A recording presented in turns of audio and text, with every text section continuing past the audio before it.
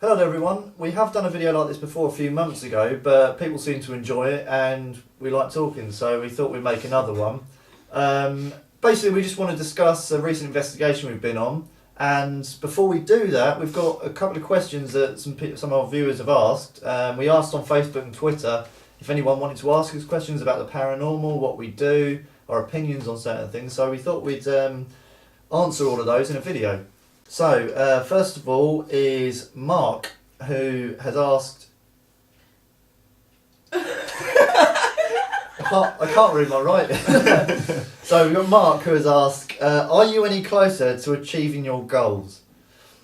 I think we'll each answer this individually. My goals right from day one were to try and understand the paranormal a bit more, try and record evidence of what's going on there, and sort of keep that up, but just get better and better at it. And I know for a fact I think we've got better than when we first started. A little bit closer to understanding things. Sort of learn a bit more about the conditions, what to expect about certain things, but especially what I've learned is how the most mundane of things can seem paranormal if you don't look at them with a sceptical mind. So for me, yeah, a lot closer. Not there yet, because we haven't had a ghost walk into a room and say hello, but we definitely, personally, I'm getting a lot closer. Yeah. I think mine is a similar. It was more, I want to understand, the other side and what actually happens after you die. Really, if you do come back, and what sort of image or what you can imprint and leave behind. And it's more just to understand the paranormal, really. James? Yeah, I think my goals sort of coming into Shadow Paranormal, because you already run Shadow Paranormal for a little while before I even came into it. So when I first came along, I think my goals were more based on just having something happen and just seeing something, or capturing any evidence of something. I think since then, though, that goal's changed slightly, and now it's trying to kind of work out on a psychological and material basis, find out what ghosts actually kind of consist of, and kind of answer just general questions around that. That's similar with yours, what happens when we after we die, and like the actual nature scientifically of what ghosts are made of. I think we've been getting slightly closer to that. Yeah. I think a lot of that has come down to sort of theorising on, like when we've had something happen, theorising as to why those things are happening. On the front of actual physical evidence, I think that's something that's slowly picking up. As we develop new ways to actually capture it. We've got the ideas in place, we just need to back up those ideas with certain things we need to record. So next we have Gillian, who's asked us 3 questions. This is a good one. What is the most paranormal experience you've ever had, and have you been back there to investigate? For me, it's probably, although it's probably not the most profound experience, but Horseheath Churchyard, where I've investigated probably in excess of, 50 to 100 times. And I've had some amazing stuff happen there, but for me it was a thing that it was so frequently happening there. It was almost every time you went, you get something. EVPs there, all kinds of stuff really. And I do keep going back there to just try and, like we said before, try and learn about it, try and understand it, whether that particular haunting is any different from somewhere else. But yeah, simply for the amount of stuff I've had there, definitely Horseheath. I think for me it's Horseheath as well, because that was one of the first places that I went to with you that I really experienced the paranormal, and I really, felt a lot of presence and a lot of things happening kind of thing. But yeah, definitely we always go back there. So I'm trying to think. That's a really hard question, because there's been 2 investigations that I've been on that have had the most profound paranormal things happen. Like the first one that I can remember was the factory in Glensham. When that was a long time ago. Yeah, that was a long time ago. That factory doesn't even exist anymore. That's now a newly built housing sort of project thing around there. Estate, that's it. But that was something that happened off camera. It was basically we were leaving the location and we packed everything down, and as we're heading off site, Luke suddenly heard something from inside the building. Can you remember what it was a man's voice. You heard a voice. It was a man's voice, yeah. So he told me that he'd heard something, so I came back, and as I got to the doorway where he was looking into, we both heard the loudest cough, sort of... It's like a cough or a groan or something, wasn't it, from what I remember? It was loud. Yeah, I remember it as being like an explosive sound. Yeah. But it could have been a growl. Yeah, it was something along those Honestly, that lines. sound came from about a metre and a half away from in front of the two of us. Yeah. And you were there as well, but you were yeah, slightly... I was quite far Yeah. away. I want to get out of there. We Yeah. sort of It's looked dark. at each other and just went... Yeah, then we left. Yeah.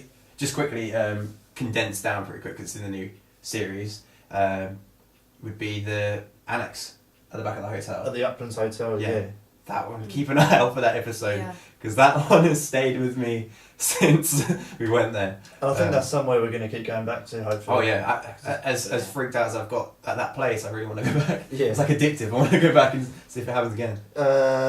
Second question from Gillian is, have you used a Ouija board and how do you feel about them? I've used one a few times and I've never had anything happen. Whether that's because I'm not opening myself up enough to sort of, I don't know, have something happen. Personally, I think it's mostly psychological. I know a few people have had like really, really bad stuff happen after using one. But to me, I think that can be still down to psychological stuff. Like, the human mind's so powerful, you can almost create a haunting with your own mind. But I'm hoping in the next year or two to do a full documentary on Ouija boards. Just a whole all-round thing about them, interview people that have used them, and all the rest of it.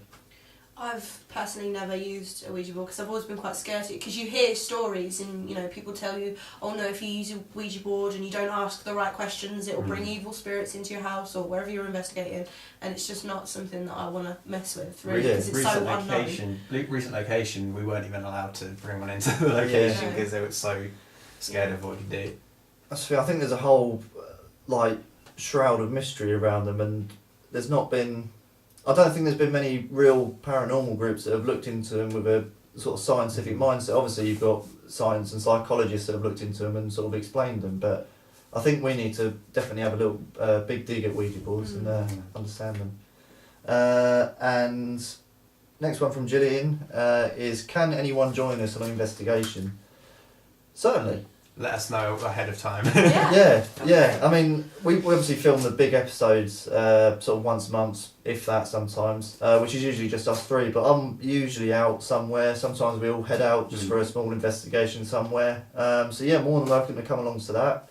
Occasionally, if we do get a bigger location with, like when we're filming an episode, we may well invite people along to that so we can sort of cover more ground. But yeah, definitely give us a message or message me on Facebook and we'll sort something out. An interesting one from Ellen. What do your families think about what you do? I know for a fact my mum's been interested in all of this, and I remember her saying when she was younger she wished she sort of got into this kind of thing but never did really. She said she's sort of too scared now. But no, they're all kind of open to it. I think they're quite sceptical of a lot of things, but I've shown them things before and they've been really impressed with the things we've caught. So they're obviously open to the whole idea of it, but it takes a lot to convince them. I think there was a message on our page from your dad, and he said that he was really sort of proud at how we don't always straight away say that it's ghosts. We look into it deeper and stuff like that. Yeah. So, but I mean, my family think I'm mental, so they think it's a bit of a joke. And I mean, my boyfriend himself, he's a bit of a skeptic and he doesn't really believe, but he recently has experienced things at work that's kind of changed his mind. And I think it was the same for me. Once you experience it, you tend to believe it a lot more. I've got a real mix of sort of how people from my family view what I'm doing. My mum's kind of sceptical, but just I think any real looking into it kind of freaks her out a bit. My dad and my sister are completely they don't I think a lot of buy into it, as they say. The unknown, because they're not sure. But I'd say then what's kind of weird is I've got my grandparents who are really heavily religious. They are really interested by they're the ones that I hear paranormal stories from the most. And I don't know if that's down to sort of having a more religious angle on things. Yeah, but they've definitely got a lot more stories of things that have happened to them or things that they've seen and witnessed. So Odd mix. A lot of religious people usually tend to stay away from especially ghosts and stuff like that. Yeah. Merely because they're sort of not sure what they're dealing with. But yeah, that's interesting. We've got one from Susan who says, "Have you experienced a paranormal off camera?" We said we had earlier. Yeah, the Yeah. cough. Loads of times there'll be little things that happen, whether it be on an investigation or whether you're just sort of going about your day-to-day life. But yeah, stuff happens. Every now and again, I message you saying I've just Yeah. had something a bit odd happen. Yeah, it doesn't really follow you around, I don't think, like some people believe. Nothing's ever followed me home from anywhere, but occasionally you'll have an odd experience, whether it is paranormal, but that's no different to anybody else really. Yeah. I mean, when I used to live in Glemsford in the flat, you'd come out in the morning and the cupboard doors would be open, and my dad used to be like, "Oh yeah, that's Grandad." It's like, what? It's not Grandad, it's, like, the flat is old, the cupboards are just... Yeah. But, I mean, it's... Yeah, I don't think doing this means you experience any more on a day-to-day basis, really. Got one from Chris now. Do you have religion? A religion, I reckon. Yeah, He's missed the A, he's got religion wrong. But do we have a religion? Yeah. From Chris. Me, personally, not at all, really. I don't even really find comfort in the notion that maybe there's something else there. It's just not my cup of tea, really. Like, I sort of prefer to just get on with things, and if there is something, then I'll admit I'm wrong. But I mean, I don't have any kind of religion either. I wasn't brought up in any kind of religious house or anything. But I think sometimes religion has a part to play when we go out investigating places. I think if you're looking for something specific, and quite often religion will be behind it. Well, a lot of the time as well is we're dealing with people or ghosts of people that lived hundreds of years ago when religion was had almost a bigger power than the leader of the country. You had to be a believer, or you were going to get punished so I think hell. So. Communicating with that sort of type of people, it's obviously anything religious is going to have a big impact on them. Yeah. Me on the sort of religion front. As I was growing up, because my grandparents are more heavily Christian, I had quite a lot of that angle on my life. So when I go and visit them, it'd always be like a thing in the back of my mind, trying to, cross your T's and dot your I's. Yeah. And just sort of respect that, and they just like take me to church and stuff. But after I grew to about, I don't know, like 10 or so, I started questioning it in my head myself. And then my immediate family aren't really religious at all, so I wasn't like in a religious household or anything like that. And then over the last maybe about 8 or so years, I've had kind of like wandering ideas about religious but less organised and more sort of spiritual based things like that.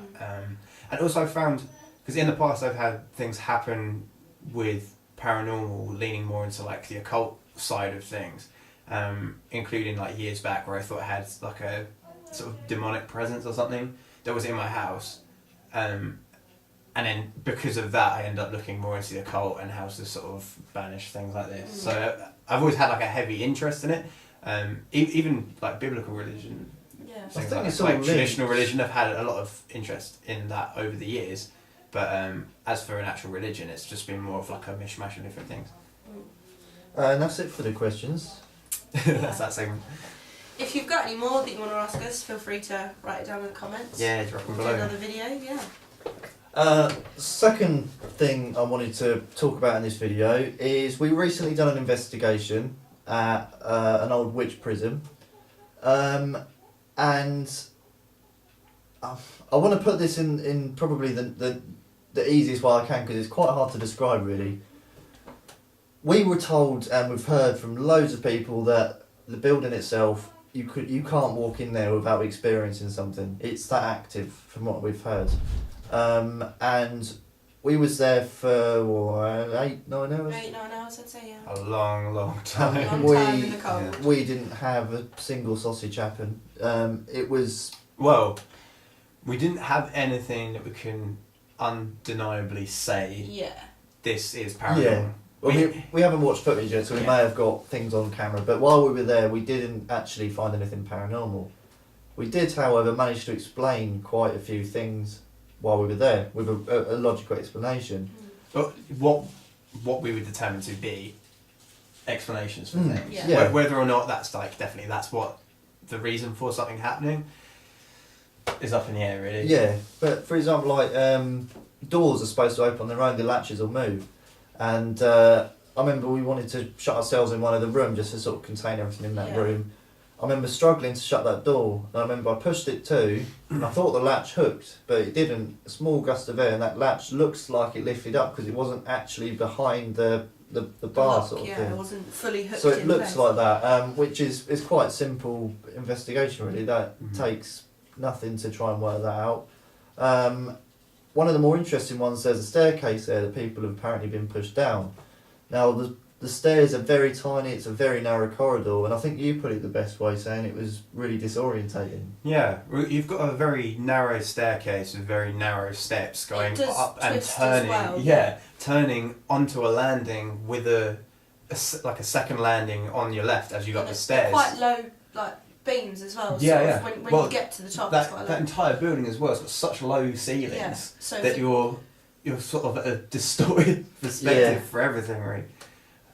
But I would say, as we first went into that building, I remember having like such an anxiety about the weird place. feeling. I think we discussed that there. Was that because we were going into an environment like that? I think a lot of it, Had been, when like, we're feeling prefaced. disorientated and things like that, it's because there's such a hype about this place Yeah. being so massively haunted that we went in thinking, yeah, amazing. This is, we're gonna have such a great night. We're gonna get so much activity. So we're buzzed and we're really enthused about going there. Yeah. That's definitely something to stress as well.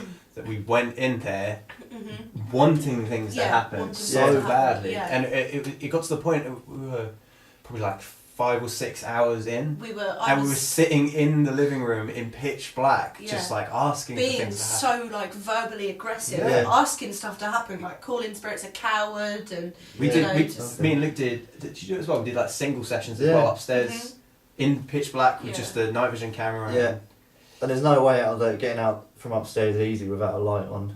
Yeah. Which again, people falling down the stairs, stuff if you like haven't got the that. lights on, yeah. But yeah, tricky stairs. like even there was people apparently got really high EMF readings around there from what I've seen on other groups visiting there. We thought we were getting weird readings as well, but after a little bit of looking around, we found that there's wires running all over that house, Yeah, I mean, even for the live CCTV feed, Yeah. there's Yeah. lots of wires and wireless stuff in there. So it's, I think we managed to explain that completely, the EMF readings, which as well can cause, although it's not completely proven yet, but there's theories out there that high levels of EMS can cause sort of feelings of anxiety, Yeah. feelings of dizziness, which could as well reflect on some of the experiences people have had there.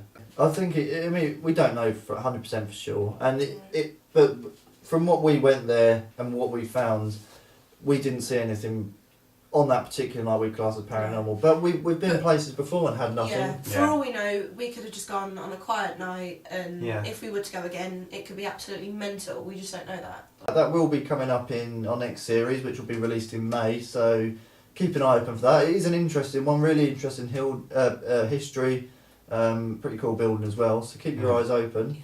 Yeah. I think that's all. Unless anyone wants anything else to No, say. It's alright. I think, next locations that we from this point, what we're filming next. Oh yeah. Well, the order you'll watch the new series in is going to be completely different to what we filmed it in. Hopefully we'll be going to a couple of churches in the Sudbury area, which I've had experiences at both churches in the last year or two, and I think I've never done a full night investigation there with all the It's only been there equipment. for sort of a few hours. Really. One of them is a mystery location as well, Mm. so I'm looking forward to Yeah. seeing that one. Yeah, hopefully we'll be going to, if we can get it, we don't know yet, we'll be able to book it. There's an old nuclear bunker, which will be an interesting one. And there's also a village called Dunwich at the seaside, which is, I think there's 3 locations there. The coastline's supposed to be haunted. You've got an old priory there, an old leper hospital or leper colony building. Yeah. All sorts there, so we'll probably do that in about April, ready for the May release. Yeah, we're gonna have to wait on that one a little bit because at the moment it's -3 outside, so a Yeah. day at the Right, beach yeah, no. But the sea is Yes. frozen over, probably ain't gonna be too I'm fun. thinking shorts, Hawaiian shirt. Yeah, definitely. Still black Hawaiian shirt. Yeah, oh, black black Hawaiian shorts. shirt, yeah. Anyway, thank you very much for watching. Yeah, thank you. Hope you enjoyed it. See you on the next one.